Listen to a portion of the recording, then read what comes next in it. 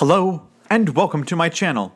My name is Jonathan Cohn, and today I have my book review of the Young Jedi Knights novel Trouble on Cloud City by Kevin J. Anderson and Rebecca Mesta. This is the 13th and penultimate novel in the Young Jedi Knights series. The way this series unfolded was they did a set of 6 books that was about the Shadow Academy, which was really tight and really well done. And then they did a series of 5 books that was on the Diversity Alliance, which was also pretty tight and very well done. And then they got a contract to do 3 more books, which is, I don't know how to describe this yet. I guess you would call it the Anya Galandro arc, maybe? That features 3 books. The book Return to Ord Mantell, Trouble on Cloud City, and then Crisis on Crystal Reef. And Crisis on Crystal Reef is the final book that I'll be reviewing next month. And so I have a review of Return to Ord Mantell. If you want to look it up, just put my name in the search bar as well as Return to Ord Mantell, and the review will magically appear on your screen. And so I just finished up this one, and this is by far the shortest book in the Young Jedi Knights series. All the other books are between 205 and 220-something pages long, whereas this one is only about 180 pages. So that's significantly shorter of a book. And it's also very fast-paced, so I read it super quick. And just a matter of hours. I think if you put all told, it was like an hour and a half, hour and 45 minutes that I read it. It's a super quick read, but it's a lot of fun. It's got a lot of fun to it. So this book, the themes are darker. The themes are more adult than the previous books, and the stakes are pretty high and the dangers are pretty deadly in this book, which I think works well for it because if you do the same things over and over, things get a little stale. So one of the things that makes this book stand out from the others is the dangers. Characters fall to their death or near death in this book. Characters are fighting drug cartels. It's very real. It's very palpable. Stuff that it's not just Jedi and Sith stuff happening. It's stuff that could happen in real life. Amusement park rides are failing and causing injuries, things like that. So the stuff's deadly, but also what sets this book apart is you're dealing with different themes. Whereas the Shadow Academy arc of books really dealt with what it meant to be a Jedi and dealing with things like working hard and perseverance and simple ideas like that work for all ages, but particularly for younger kids. And then the Diversity Alliance arc had to do with accepting others and not having revenge and about letting things go. And so you dealt with a little bit more complexity, but still for kids. And this is certainly for teenagers, but this book deals with the idea of drug abuse and drug addiction. And one of the main characters in this book has a drug addiction, and it comes out, and they're confronted about it, and they go all ballistic, and it causes problems with the friendships. Now, Anderson and Mesta could have gone way further with it than they did. And in fact, they left a little bit open to happen in the final book. So I wonder if they'll go all the way in the final book. They probably won't because this is still a kid's series. But they still take it pretty far for a kid's series.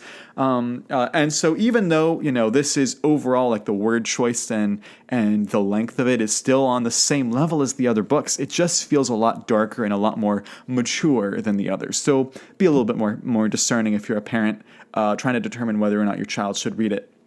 As I always say, if you're wondering whether your child should read it, you should read it first, and then use that as the determination to whether or not you think your child can handle it, because only you know your child, not me or anyone else. So, as this book cover explains, yes, there's Lando Calrissian, and we're on Cloud City again. And a lot of the same dangers that are on Cloud City from the movie Empire Strikes Back are present here.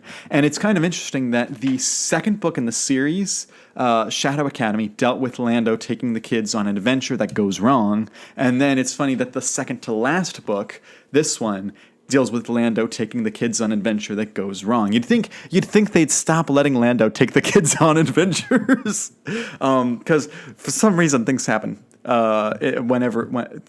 weird things happen. But it's kind of good that the kids are there because Lando would not be able to deal with it by himself. But basically, Lando is trying to build an amusement park on Cloud City, and he wants to get Jedi Knight kids to come, the Young Jedi Knights, because they are both kids and understand what kids want in an amusement park, but they're also mature in that they can deal with the dangers of testing out equipment and stuff like that.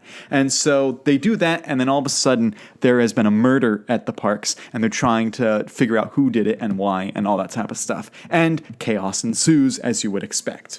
Now, the plot itself is not quite as entertaining or as big as the other books in the series. Like the Shadow Academy or the Diversity Alliance arcs, those dealt with galaxy-spanning, there were entire planets at war, things like that. This book is very much, there's some trouble on Cloud City that we've got to fix. And so it's very self-contained, it's very small. Most of the plot lines, with the exception of one plot line, just about everything in this book resolves itself. And even though the other books tend to resolve themselves, they left a lot on the table for the future. This one opens a little bit on the table for the future, but not a ton. And so this book, it's very self-contained, and as I said, it's very short, and so it does not have a lot of fluff. Anytime there is a sequence of the characters sitting down and talking or walking around and talking, it's important, and it's used very well. But a lot of this book is action sequences. You've got lightsaber fights. You've got characters jumping in ships and riding around. You've got them jumping on animals to fight. All that stuff. There's lots of action in this book, particularly in the second half of the book.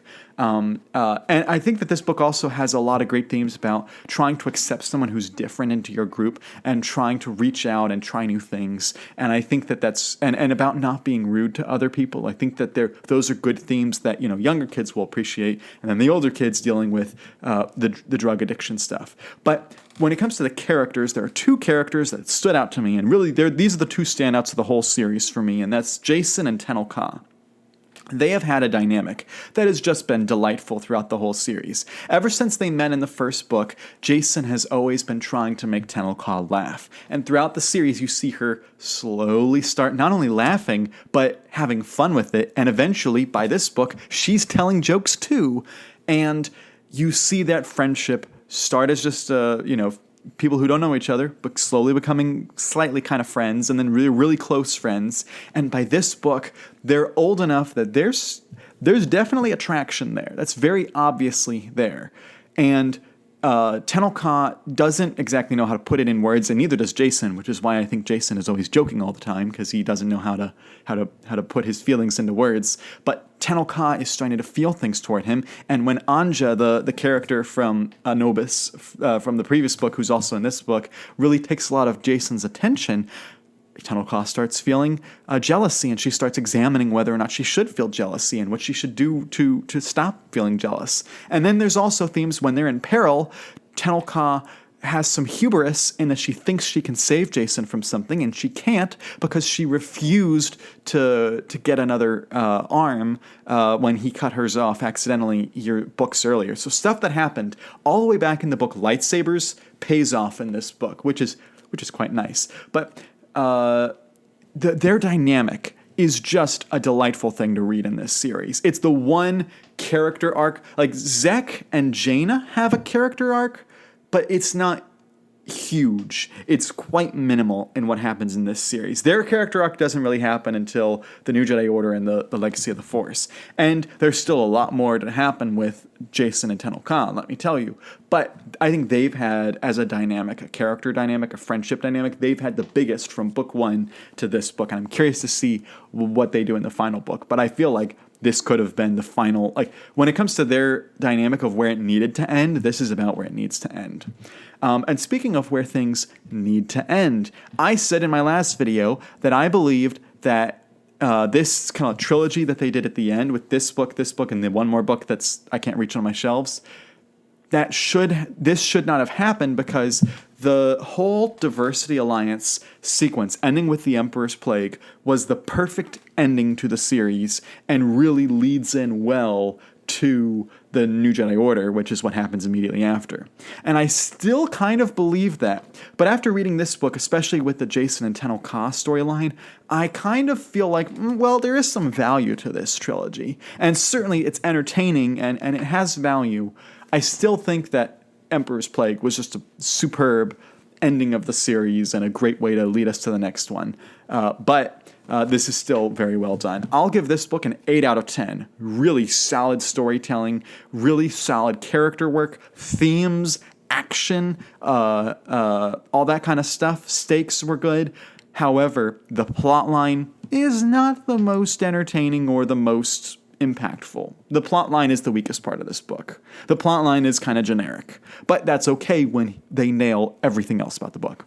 So, if you've read Trouble on Cloud City, what did you think? Did you feel the surprise at the halfway point when a certain character falls down? Oh my goodness, that was an amazing sequence. What did you think when you read this book? I really enjoyed it. Please make sure to subscribe to the channel. I have tons of book videos, specifically a lot of Star Wars videos on the channel. Please make sure to like this video and comment, as I mentioned. But until next time, I'm Jonathan, and thank you for watching.